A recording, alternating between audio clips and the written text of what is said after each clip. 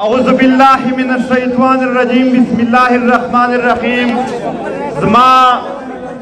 محترم پختون خان د سوات ولسا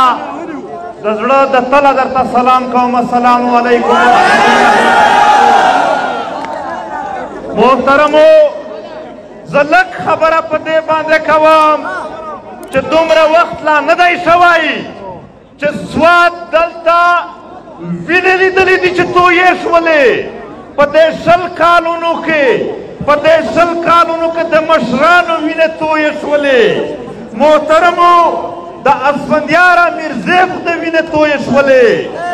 د صافي موسی خان وینې تویې شولې موسی خان خیل محترمو د سوات د مشرانو د قومي جرګې د عوامي نشتلګون د ټولو د مشرانو وینې تویې شولې محترمو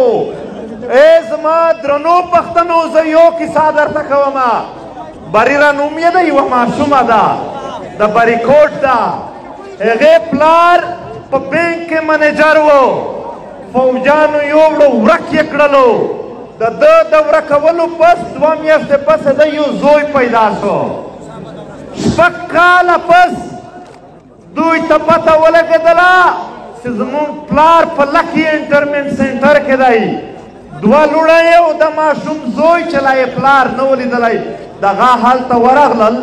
د زوی لا پلار نه دی لیدلی دی د 7 کالونو دی نو چې کله هلته ورغلل دغه ماشوم زوی ته اجازت نشو میلاو چې ته نشو میلاوېدلی محترمو زه د سوات تجربه درته ښایم هغه یو څو میاشتې پس په تشدد باندې شهید شو کور ته یې راوړه ماشوم خپل پلار په مرګ ولیدلو دا د سوات تجربه ده محترمو لږ په ارام باندې دا ټولې خبرې واروئ د سوات تجربه دی په مارتانیه نه واخله دلته بمبارې هغه چیک پوسټونه مو در یاد دي محترمو په چیک پوسټونو باندې ذلیلېدل در یاده کړئ هغه ورځ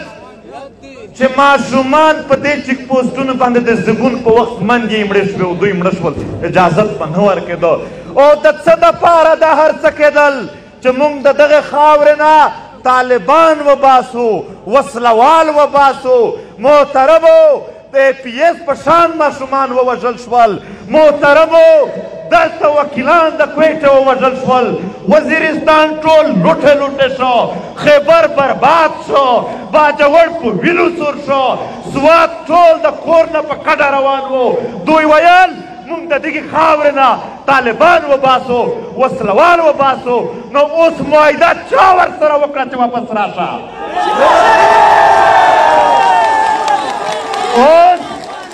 اوس معاهده هر چا چې ورسره کړې ده پر شا یې باجوه ناستی هغه آډر ورکوي محترمو زما درنو ولسونو موږ د دغې وطن د سپینګیري پګړۍ او ټوپۍ په خپلو وینو کې ول په ول ولیدلې او بیا په اربونو ډالر بیا اپریشنونه بیا چیک پوسټونه بیا تباهۍ د دغې وشي دپاره وشوې چې موږ وسلوال وباسو د دغې خاورې نه خو په نږدې وختونو کې د امن د مذاکرات د معاهدې په نامه باندې واپس دغه ریاستي جرنلانو راوستل محترمو هغو راوستل او په دې خاوره باندې دوی اول نه هم آباد کړي وو بس هغه موټر ته چې چابي ورکړې روان شي بیا ورکړه روان شي هغه لوبه یې شروع کړې ده د دغې وطن سره محترمو د سوات حالات یو میاشت اول ټیک وو یوه نیمه میاشت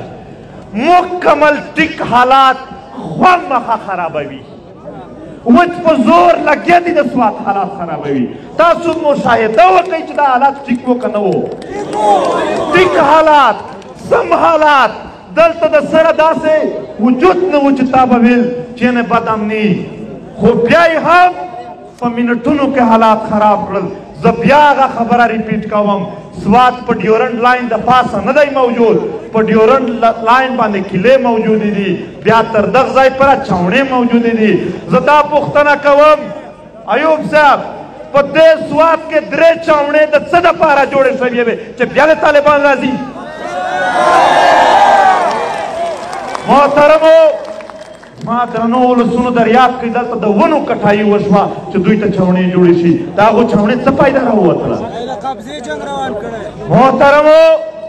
په سیاهي مقامات د غرونو په سرونو قبضې وشولې.